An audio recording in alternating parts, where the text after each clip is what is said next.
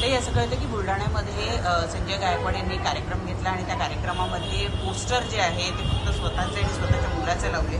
शिंदे साहेबांचं ते पोस्टरवर चित्र नाही आहे, दिघे साहेबांचं पण चित्र नाही आहे, बाळासाहेब यांचं पण चित्र नाही आहे. काय तुमचं? काय नाही, संजय गायकवाड काय किंवा ते सगळे जे संजय आहेत ना त्यांच्याकडे सगळेच इतके घाणेरडे आहेत. एक मुलींवर अत्याचार करतो, एक बॅग भरून बसतो, एक ठोसे मारतो, असे सगळे विचित्र प्राणी.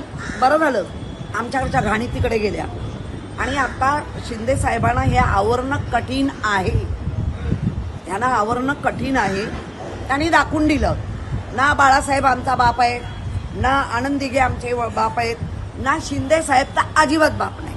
आणि म्हणून त्यांनी दाखवलं की मीच माझा बाप आहे, माझा फोटो, माझ्या पोराचा फोटो, कारण आम्हीच इथे सगळं आहोत, तुम्ही काही नाही.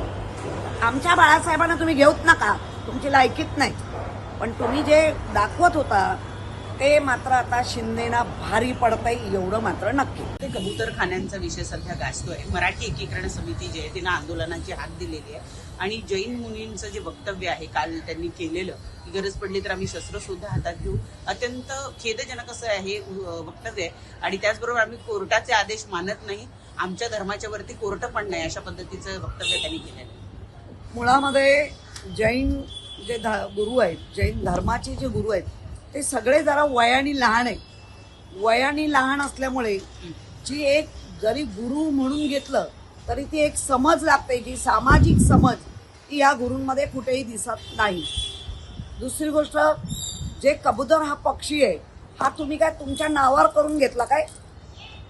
पशु पक्षी प्राणी किडी मुंगी सगळ्यांना जगण्याचा अधिकार आहे, पण त्याच्या पहिलं जगण्याचा अधिकार आहे तो मनुष्य प्राण्याला.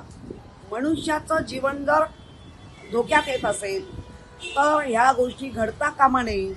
आणि त्याचे पुरावे कोर्टाला दिले आणि म्हणून कोर्टाने तो निर्णय दिलाय. परमपूज्य डॉक्टर बाबासाहेबांचं संविधान जे आम्ही कायम म्हणत आलोय त्या भारतीय जनता पार्टीला हे बदलायचं आहे. त्याचं हे आता हळूहळू छोटं का होईना रूप दिसायला लागलंय. कोर्टाला मानणार नाही. अहो, आम्हाला एवढा अत्याचार केलाय आमच्या पक्षावर, तरी आम्ही कोर्टाला सॅल्यूटच म्हणतोय. कोर्टाचं म्हणणं आम्ही मानतच राहणार म्हणतोय, कारण ही लोकशाही आहे. कारण या ह्याच्यामध्ये संपूर्ण संविधानाला धरून आहे. आणि मुनी म्हणतायत की आम्ही शस्त्र उचलू. अहो, हा जैन समाजातला शहरातला नक्षलवाद झाला. मग आम्हाला नुसतं बोललं तर तुम्ही नक्षलवादी ठरवताय, हे तर शस्त्र घेऊ म्हणतायत. हा शहरी नक्षलवाद नाहीये का? या गोष्टीला वेळीच आवर घालावं लागेल, कारण तरुण पोरांचं आयुष्य बिघडवणारं हे वाक्य आहे. मग ते जैनांची पोरं असतील, गुजराती असतील, मारवाडी असतील, मराठी असतील, तरुण मुलांचं आयुष्य बर्बाद करू नका. त्यांना शिकू दे, चांगलं शिक्षण घेऊ दे आणि चांगलं देशाच्या प्रगतीला जे होईल त्या गोष्टी ह्या नागरिकांकडनं घडू दे, असं मुनींकडनं असलं पाहिजे. तर मुनी सांगतायत की आम्ही शस्त्र घेऊ आणि हे करू. मग तुम्ही ज्या मुस्लिम धर्माला जे एकदम असं खाली बघता, काय फरक आहे? उलट ती लोक आता शिकतायत, त्या लोकांनी संविधान मानतायत, ती लोक कोर्ट कचेऱ्यांचे निर्णय मानतायत. काय करताय? कुठल्या गोष्टी कुठे नेतायत?